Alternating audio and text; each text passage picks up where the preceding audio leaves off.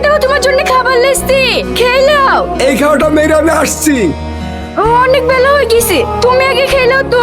ছেলেগুলো অনেকক্ষণ দাঁড়িয়ে আছে। ঠিক আছে, তুমি খেয়ে নাও, আমি গেলে আসছি। ঠিক আছে মা। এই শাইন, আজকে লেডি মাঝি রে, তুমি মেয়ে হয়ে নৌকা চালাতে পারো? আমি মাঝির মেয়ে, নৌকা চালাতে পারবো না। তাড়াতাড়ি উঠুন। বাহ, তুমি তো ভালো নৌকা চালাতে পারো। কি রে, নৌকা ভিড়ে গেছে, নামবে না? হ্যাঁ। আহ, কি রে, কি হলো?